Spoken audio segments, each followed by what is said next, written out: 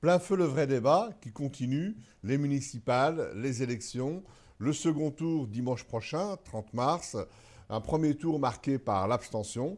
Donc sur Beurre FM TV, comme d'habitude, nous accueillons des candidats issus de différentes familles politiques. Et aujourd'hui, nous recevons Pascal Baudet. Merci d'être parmi nous. Merci. Vous êtes le candidat du Front de gauche, donc qui rassemble le Parti communiste, le Parti de la gauche, etc., etc. Vous êtes arrivé en tête à la mairie d'Aubervilliers. Vous étiez l'ancien maire de 2003 à 2008. Donc, vous remettez ça cette fois-ci. Et là, vous arrivez en tête.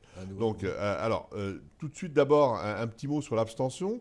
Plus d'un Français sur deux ne s'est pas déplacé dans toute la France. Et il se trouve que dans la ceinture parisienne, dans la banlieue, et dans le 93 en particulier, cette abstention a été beaucoup plus importante. Elle était de l'ordre de combien? Sur Aubervilliers, 58%. 58%, d'abstention, c'est énorme. Donc j'imagine que vous, pour rassembler, puisqu'apparemment vous avez lancé un appel au rassemblement des forces de gauche, puisque je crois que la gauche était... Traditionnellement, oui, à Aubervilliers, il y avait une union de la gauche, et il y avait le désistement républicain, c'est-à-dire quand on... La première liste arrivait en tête. Voilà.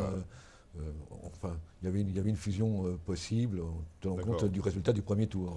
Donc là, la deuxième liste est menée par Jacques Salvatore pour le Parti socialiste et Europe Écologie Les Verts. Et il se trouve qu'il est derrière vous et il ne vous a pas rejoint. Il y a une discussion en cours. Non, je lui ai fait une proposition. D'accord. Comme vous avez fait une proposition de rassemblement. De rassemblement qu'il a décliné. Enfin, c'est pas la première fois, puisqu'on arrive à la troisième. En 2008, au premier tour, j'étais en tête. Puis au cantonal, en 2011, j'étais à nouveau en tête. Et on avait essayé de faire jouer le désistement républicain. Et puis encore cette fois-ci, la troisième fois, je suis en tête. Les électeurs sont têtus, mais ils me mettent en tête. J'imagine que vous, à Aubervilliers, vous avez une longue tradition de gauche, d'engagement. Oui. On se rappelle tous la figure emblématique de Jacques Ralit, qui a marqué durablement cette municipalité, à travers notamment une vraie dynamique culturelle, où il a permis aux habitants d'Aubervilliers... Une vraie dynamique d'équipement aussi, en général. C'est ça. Donc les gens se sont vraiment... les habitants d'Aubervilliers, en tout cas, disons, par rapport à la ville, ont trouvé une adéquation. Et vous, quelles sont vos thématiques pour justement rassembler le maximum de gens sur votre liste, sur votre nom, et comment mobiliser les abstentionnistes qui éventuellement viendraient vous renforcer et vous permettre de rassembler toutes les forces d'Aubervilliers? C'est vrai qu'on a un programme, mais je crois que l'originalité de ce programme, c'est la manière dont il a été construit. Dès le mois de juin l'année dernière, on a fait des ateliers, une vingtaine d'ateliers sur des thématiques différentes. On a fait des réunions publiques. J'ai fait des réunions publiques dans tous les quartiers. Et c'est à partir de ce croisement entre ces ateliers et ces réunions publiques qu'on a pu construire le programme. Donc un programme construit avec les habitants. Et de ce qu'on propose d'abord, avant tout, c'est une démarche. Une démarche, c'est d'associer au maximum les habitants. Ça veut dire que dans votre prochaine mandature, si vous êtes élu, vous vous engagez à ce que tous les habitants d'Aubervilliers soient concernés dans la gestion de leur vie. Ça veut dire quoi? Ça veut dire les associations de quartier, les associations de commerçants, les parents d'élèves, ça veut dire quoi? Exactement, toutes les forces. Vous savez, notre liste s'intitule « À l'écoute, déterminé, rassemblé pour vivre mieux Aubervilliers ». Le premier mot, c'est à l'écoute. Je crois que la première chose, c'est d'écouter les habitants. Il me semble que c'est l'élément essentiel. Et puis, comme vous l'avez dit, toutes les forces vives que constitue une ville, je crois que c'est important qu'on travaille avec eux. Moi, j'ai un principe, je crois qu'un maire, c'est fait pour faire avec les habitants et non pas contre les habitants. Alors, j'imagine que vous avez exercé une mandature. Aujourd'hui, ces dernières années vous ont un petit peu forgé, vous avez mûri, ça vous a servi un peu de recul. Fait un peu de bouteille, un peu de recul. Et là, vous repartez vraiment dans une dynamique, vous avez vraiment de l'ambition pour Aubervilliers? Tout à fait, oui. On a en fait... alors, je dois préciser qu'on est en 2014, donc ce n'est plus, même si j'étais maire en 2003 et 2008, on n'est plus dans cette configuration, et je crois qu'il faut regarder vers l'avenir. Et je pense sincèrement qu'Aubervilliers a un bel avenir. elle a un potentiel qui est déjà en train de se réaliser. La proximité avec Paris est une richesse. On parlera du Grand Paris dans un instant, parce que formidable. Il est prévu qu'Aubervilliers soit, notamment, je crois qu'il y a, dans le cadre du Grand Paris, un projet de fusionner Gare du Nord, Gare du l'Est, et de les mettre, enfin que ce soit à Aubervilliers. Et puis il y a aussi une dimension olympique. Il y a des équipements sportifs qui sont prévus. Donc il y a vraiment un grand... Oui, donc pour dire qu'il y a un vrai potentiel dans cette ville, dans toute sa diversité, pourvu que les habitants qui y habitent s'y sentent concernés dans cet avenir. Pardon. Alors vous savez, on a parlé du premier tour, une grande abstention. Les gens, semble-t-il, sont un peu désabusés depuis... enfin en tout cas depuis que la gauche est revenue au pouvoir. Quelqu'un qui a des problèmes, je crois qu'il y a un chômage important à Aubervilliers, il y a une précarité, il y a une situation quand même aussi difficile du point de vue du logement. Qu'est-ce que vous avez à dire à ces gens qui souffrent de la crise économique et qui se disent finalement à quoi ça sert d'aller voter puisque moi, ma situation quotidienne ne changera pas.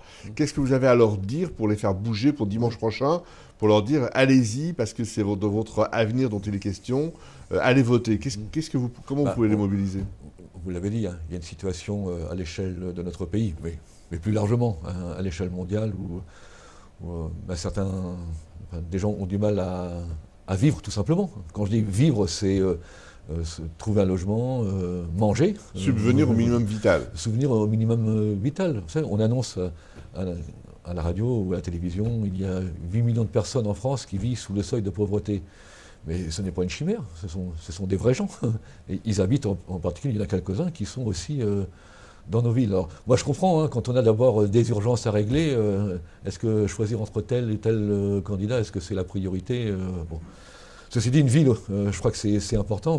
On voit bien aussi ce que nous promet le gouvernement actuel, Hérault Hollande, en termes d'austérité. Hein, moins 50 milliards pour les collectivités territoriales. Aubervilliers, on va essayer de résister à ça, avec nos maigres moyens. Et être au plus près de ceux qui sont le plus en difficulté, ça a été toujours notre philosophie, en tous les cas, et notre histoire, notre belle histoire d'Aubervilliers. Donc ce que peut faire la ville ne pourra jamais tout faire. Et les gens en sont conscients, les habitants en sont conscients. Mais ce qu'on peut faire, essayons de le faire. Enfin, on ne va pas les laisser tomber. Donc allez voter. Allez voter, parce que d'abord, c'est aussi une question de dignité. Même si c'est difficile, même si on sait ce qu'on expliquait par rapport à toute les situations personnelles, mais on est humain, mais aussi on est citoyen. C'est ce qui fait le vivre ensemble. Qu'est-ce que vous craignez, par exemple? Est-ce que vous craignez qu'il y ait, par exemple, que la droite arrive au pouvoir à Aubervilliers comme elle l'a fait dans d'autres banlieues? Non, Aubervilliers, vous savez, les résultats du premier tour, et c'est pas d'aujourd'hui, déjà en 2008, la gauche est largement majoritaire. Hein. Est-ce que le Front National, comme dans le reste de la France, est-ce qu'il peut aussi pointer son nez? On a eu des candidats Front National, et on a eu même des élus en 95, 4 élus Front National au sein de la municipalité. Ils ne sont pas restés très longtemps, ils sont restés à peu près une année. Cette fois-ci, on n'a pas de candidature Front National. J'ai un peu peur que s'il y avait eu des candidats, il aurait fait aussi un score, mais bon, comme il a toujours fait Aubervilliers, il est pratiquement sans campagne. Donc, alors, par rapport au maire sortant, votre ligne à vous, votre campagne, vous considérez qu'elle est plus lisible, qu'elle est plus, elle est plus accessible? En tous les cas, on veut la faire partager.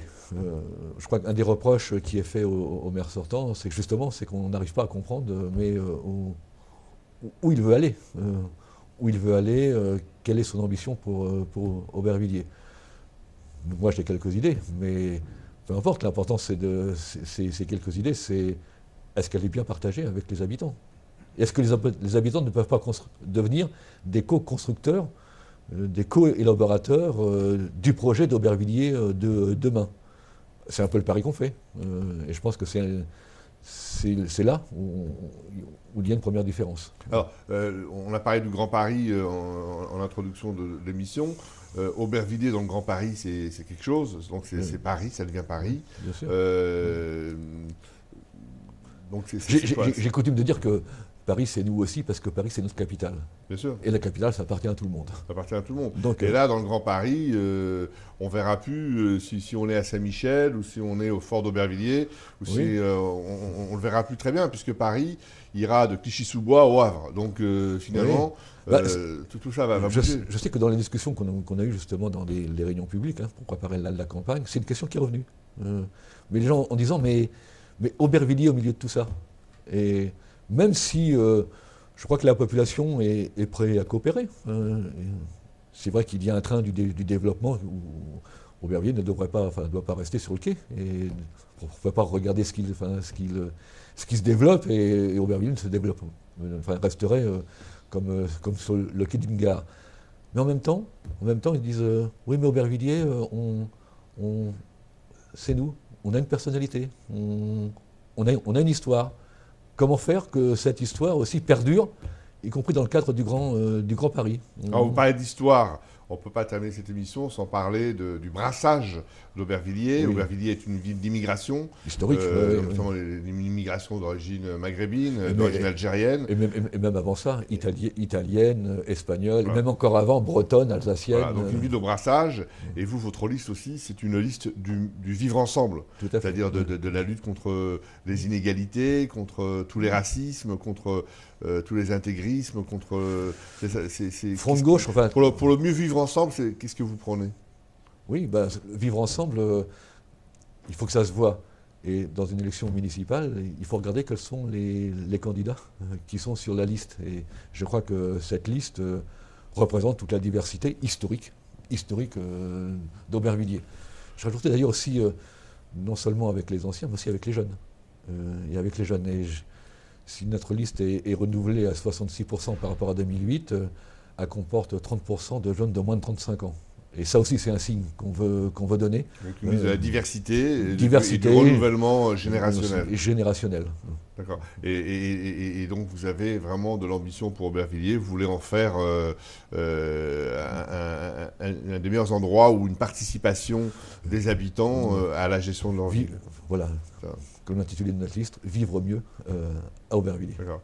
Donc, écoutez, on se retrouvera au second tour. On vous souhaite bonne chance pour cette élection. Et puis, à très bientôt, en tout cas, pour parler de l'avenir d'Aubervilliers, du Grand Paris et peut-être sur des thématiques plus nationales. Merci d'avoir accepté notre invitation. Merci à vous. Merci.